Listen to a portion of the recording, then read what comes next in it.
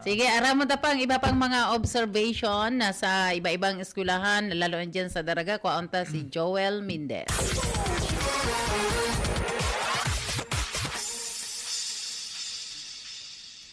Yes, good morning, Tabi. Katiwalang Susan, katiwalang Jam. Nalibutan na duwang dakulang eskwelahan digdi sa downtown na Daraga, inutuntaan Daraga North Central School na yaon sa Barangay Bagong Bayan. Mga alas 5:30 pa sana, igwa ng mga estudyante. Yung mga taga-kwan lang kaya, mga taga-digdi lang sa sentro, amayon sinda, tiga-antisiparan tibaat niya bumagsak sa uran. Dangan, first day, natural, dapat amay ka, matangan, nagpirmi kang amay. Perme. Amay magkaturog, amay magbata. Ginibukan mga magurang, sa indang estudyante na malisyan tao, na obserbaran tadigdi, na alos sa nagdagdag na enrollment kan Daraga North Central School. And sigun digdi sa kaulay tanga teacher, ang laog kan kuaninda kan classroom, ababa ang 50, alangkawan 55, sundo 60. Nakulon. Dakulon, mga ini kaya, na igwa nga mga transfer dangan mas dakol gari so mga nagidad 7 anyos na ganyan. Kaya yan ang sitwasyon sa Daraga North Central School. Sa magpasig naman kita sa Daraga National High School. Daraga National High School, arog ka na dati igwang anum na bantay na police visibility. Police Daraga, iba pa dyan nakabantay sa main gate na tulong membro kan Public Safety Office. Iga pang duang security guard kan eskwelahan. Paglawag tatabi, katiwalang sanin Susan, classroom, igwang classroom sa grade 7, 80 ang laog. Pira, 80? Dagula man gayod sa classroom. 80. Kaya mampalan si teacher pag-araw ka noro 80 ang estudyante, isus, grabe ang ni teacher, Paas ioro pa ba na. na? Dahil na naagong. Ang pinaka-alangkaw dyan, kanakaging school year, nasa 55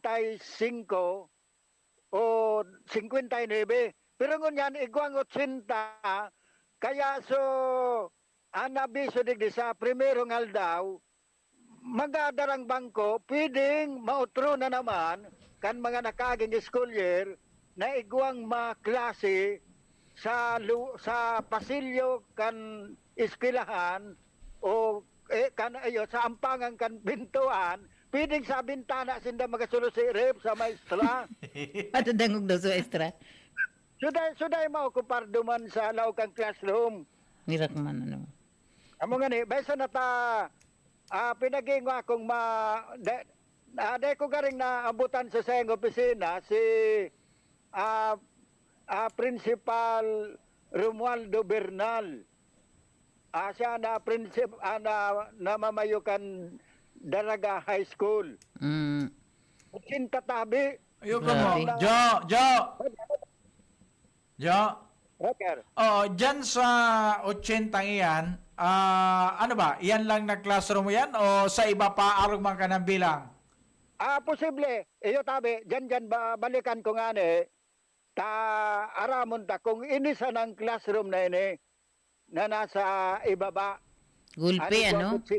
Nakulo na. So, bata, pagkatanan mga ini, kunyan sinda, gikan sa iba-ibang, igwang Tagaligaspi. May Tagaligaspi digdi. Na grade 7 digdi sa Daraga National High School. Kaya man yan na sitasyon, naman inibatabi sa ini nga nangyari sa Daraga National High School, dahil lang kan mga nakaaging tao, nangyari na ini na nagkaklase sa pasilyo, nagasurusirip na sana sa maestra, so nasa luwa. Ano daw kung may naukudan? So iba, igwa, kung paano manirip. Joke naman ka na. Oh, mga manirip, ano? Ana ginibo ka ito, kana school year 20, dangan school year 2021, so nangyari, sumaya estudyante naman na igwang 70 o sobra pa, pinalipat, idinagdag duman sa ibang mga classroom, mga seksyon na idinagdag na sa nasinda duman. Oh, dagdag bawas pala. Nakasabay nga ni si estudyante ko kahit duman. Nailipat na nga seksyon. Kaya yan sitwasyon sa Daraga National High School. Mantanga along Rizal Street, pasiling dyan sa Legazpi, badi-badi na PNP, kadaklan policewoman, dangan nagtatabang naman sa PSO, mga babae man na PSO, dangan naglilibot na Highway Patrol Group, natuloy ni na nangireparo sa nagurubot na traffic kan sentro kan Daraga. Yan ang sa tanga observation na report ni si Joel Mendez, Veritas Legazpi, katiwala mo sa katotohanan. 48 mga katiwalan oras. Sige, diretsyon ta muna ang mga iba pa ang mga istorya kung taman ang sitwasyon. Diyan po sa 3rd District, mga katiwala, makakasabay niya to katiwalang job. Maraynaga. Yes, salamat kami Katiwalang Jam and Susan. Good morning sa mga parantabay. Actually, yaong kita ngunyan digdi sa Ligao City Police Station. Takading aramon taman sa indang actually initial assessment pa sa naman ini. Kan sa indang mga pinigibong lakdang man ngunyan na aldaw in connection kan pagbubukas kan na klase.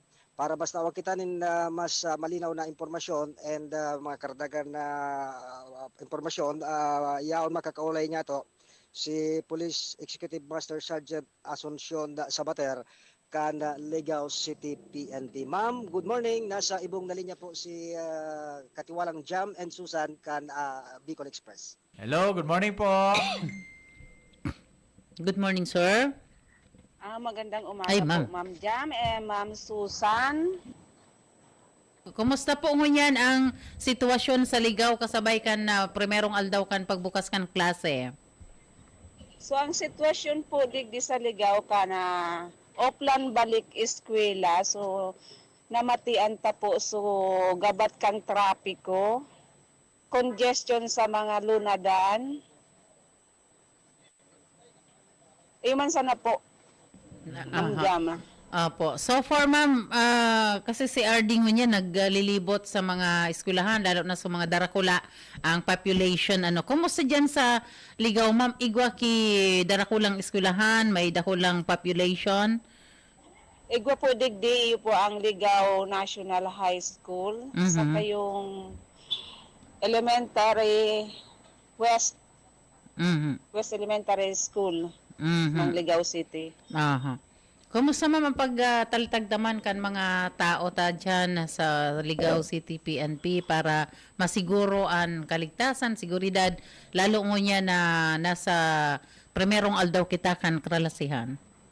Sa pamumuno po kan sa muyang officer in charge na si Police Lieutenant Colonel Herminio Olivares, ata pong idinispatch ining mga personnel sa mga respected na eskwelahan na kung saan iyo po darakulang eskwela na dakul ang expected na trapiko sa congestion kan mga sarakyan, amay pa po nalatag na po sinda.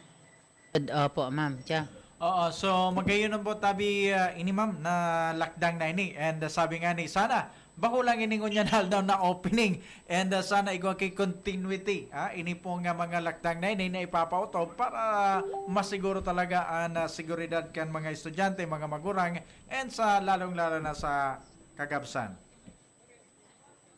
Sir Jam, ini pong programa po kaning bandato po ini sa muya sa taas na kada opening kang eskwelahan, may pulis na pong nakalatag para i-maintainer po ang pase-orden saka ang mga estudyante na maralog sa eskwelahan. Opo. So far, ma'am, ngunyan, kumusta? Daiman kita ki mga untoward incident, daiman ki mga problemang ipinaabot po sa PNP. So far po, wala naman po, ma'am. Peaceful man, manageable po so traffic. Yan talaga di maiwasan yan kasi may mga pasaway. Hindi naman yan. Normal na yan sa environment pa. Opo. Okay. So, magayon na po. So far, at least nyaon po so sa tuyang espersos para matawan po sinanin na magayon na seguridad sa indang first day of school. Okay po, salamat po, ma'am. So, any other information, ma'am? Baka may gusto kang ipaabot pa salamatan na dyan sa Ligao City. Please go ahead po. Nagpasalamat man po ako sa sa puwersa kan traffic enforcer na yaon digdi sa Ligao sa pagtabang man sa mo pagmantiner kaning pase orden sa opening kaning Uplan Balik Eskwela. Salamat po. Okay, thank you. Thank you. Good morning and mabuhay po. Job? Okay, salamat tabi Ma'am Sabater kan Ligao City PNP. Actually tabi katiwalang Jam and Susan sa mga oras rin nasa luwas pa ang bilog na puwersa kada kapulisan kan Ligao City para sa panagos sa pagmamantenir kan pass orden and the police visibility and syempre ang traffic management manunungod kay ning burokasan kan klase ngunya na aldaw din Lunes. Kumusta ang weather dyan tabi Job sa 3rd district ngunyan? Come again? Kumusta ang weather? Magayon tabi katiwalang Jam nagpapahiling ana saldang. Okay, Good very na good. Okay. Ang pigaditan nila tibad nga first day ngaya suspended tulos. Tauranon. Sayang kang balon. Ayun kan sapatos sa kukurkilintab. Oranon sa medyas na maputiyon pa. Okay. Gikan tagdi sa 3rd district Jup Pijafiel Veritas Legazpi katiwala sa katotohanan. Veritas Katiwala Patrol News Report.